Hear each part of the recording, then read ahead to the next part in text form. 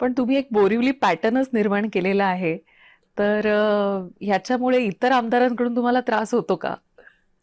नाही, मला त्रास कुठून होत नाही, त्यांना होत असेल कदाचित. पण बोरिवली पॅटर्न आता हा हॅशटॅग म्हणा किंवा हा शब्द म्हणा, हे प्रचलित झालंय शासन दरबारी सुद्धा. या गोष्टीचा मला अभिमान आहे. सुरुवातीला जेव्हा मी आलो आणि हॉकर्सच्या विरोधात स्टेशन परिसरावर त्यांनी राहू नये ही जेव्हा भूमिका घेतली, तेव्हा सगळे माझ्याकडे लक्ष घालून होते की नाही बाबा, नवीन आलाय, 10 दिवस करेल, महिनाभर करेल.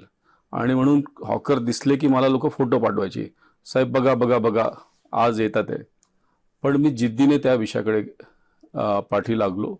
BMC पोलीस अधिकारी यांना घेऊन मी जो पाठपुरावा ठेवला, त्यामुळे आज 16 महिने झाले बोरिवली स्टेशन परिसर, महावीर नगर, बोरिवली ईस्ट हा एकदम क्लिअर आहे.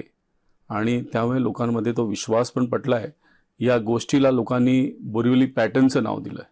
आणि आता कुठेही चर्चा होते तर लोक म्हणतात बोरिवलीत होतं तर आपल्याकडे का होत नाही, म्हणून लोक हॉकर्सने त्रस्त आहेत. मग ते आपल्या लोकांना पण सांगत असतील जनप्रतिनिधी, जर बोरिवलीत जमतं तर इकडे का जमत नाही. त्यामुळे थोडा त्यांना लोकांचा अँगर म्हणा फेस करावा लागतो. पण याच्यात माझा काही दोष नाही आहे. मी माझ्या बोरिवलीकरांना सुखी करण्याचा प्रयत्न केला आहे, बोरिवलीत येणाऱ्यांना सुखी करण्याचा प्रयत्न केला आहे.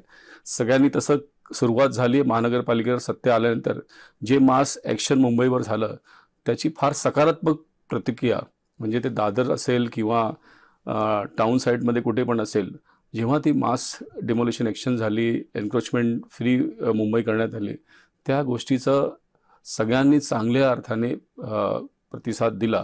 म्हणून मला वाटतं जे बोरिवली पॅटर्न आहे ही चांगली गोष्ट आहे आणि सगळ्यांनीच आपल्या इथले रस्ते हे एन्क्रोचमेंट फ्री केलेच पाहिजे.